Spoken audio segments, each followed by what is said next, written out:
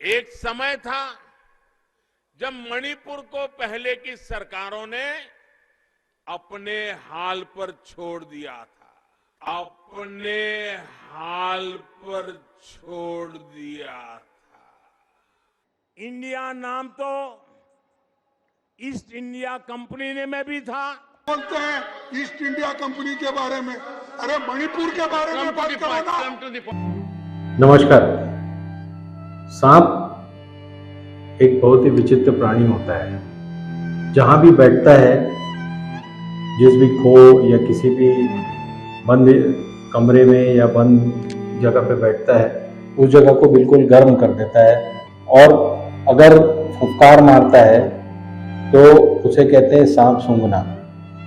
तो जिस आदमी के भी ऊपर फुफकार पड़ती है वो आदमी सन्न पड़ जाता है और थोड़ी देर के लिए मूर्छित सा हो जाता है।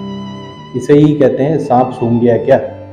आजकल मणिपुर के मामले में रूलिंग पार्टी बीजेपी को सांप सूंघ गया है। जैसे ही मणिपुर शब्द आता है पार्लियामेंट में तो तुरंत प्रोसीडिंग्स बंद कर दी जाती है।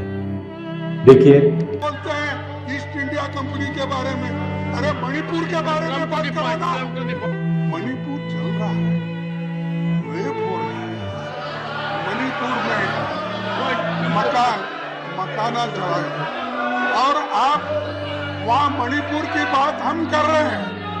मणिपुर की बात हम कर रहे हैं, प्राइम मिनिस्टर ईस्ट इंडिया की बात कर रहे हैं। हाँ, इंडिया मीन्स ईस्ट इंडिया बोल रहे हैं। इंडिया क्यों? विषय ये है, कल सुबह आपका विषय मैं रखने दूंगा। Today 267 is fresh today, 51 fresh notices. Today rule 267 must take precedence, so 267 discussion must start over 176 today. You see, honorable members, the house is adjourned to meet at 12 noon.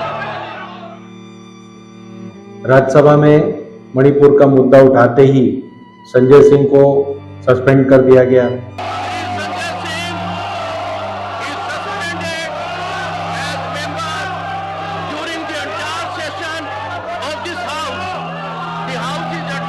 माननीय सदस्य से सदन से हटने का आग्रह करता हूं। कृपया सदन से बाहर जाएं और सदन को चलने दें। प्लीज प्लीज माननीय संजय सिंह जी कृपया बाहर जाएं और सदन की कार्रवाई चलने दें। सदन की कार्यवाही मंगलवार दिनांक 25 जुलाई 2023 को पूर्वाह्न 11 बजे तक के लिए स्थगित की जाती है। बाकी लोग जो भी दफ्तियां और प्लेकार्ड्स लेके घूम रहे थे राज्यसभा में और लोकसभा में, उन्हें या तो सदन से बाहर कर दिया जाता है या उस समय सदन की कार्रवाई बंद कर दी जाती है। आखिर मुद्दा क्या है जिससे गवर्नमेंट इतना घबरा रही है उसे डिस्कस करने में? अमित शाह जी कई बार कह चुके हैं कि हम इसे डिस्कस करने को तैयार हैं, लेकिन अब वो रूल 267 में हो, किस रूल के अंतर्गत इसे डिस्कस किया जाए, उसको लेकर ही वो बने रहता है। कि कितनी भी लंबी चर्चा के लिए मैं तैयार हूँ।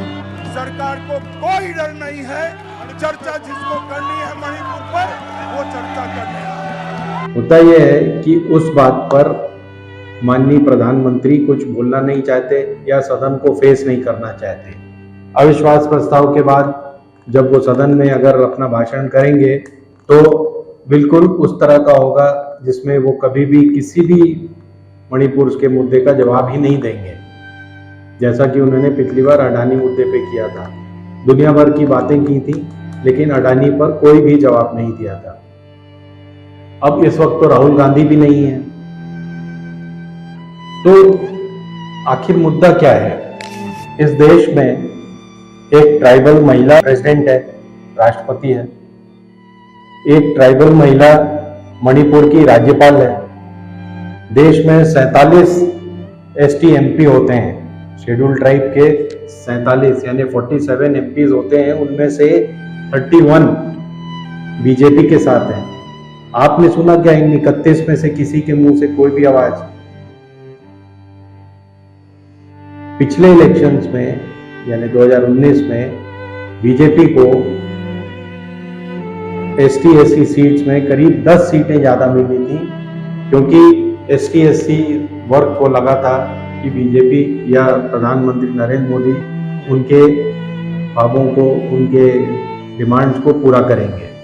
लेकिन अब हालात ये हैं कि जब मणिपुर जल रहा है तो कोई कुछ भी बोलने को तैयार नहीं है। बोलना ही इम्पोर्टेंट नहीं है, यहाँ ये भी समझ लें कि सिर्फ बोल देने से कुछ नहीं होगा, उस पर एक्शन लेने को भी कोई कुछ तैयार नहीं है।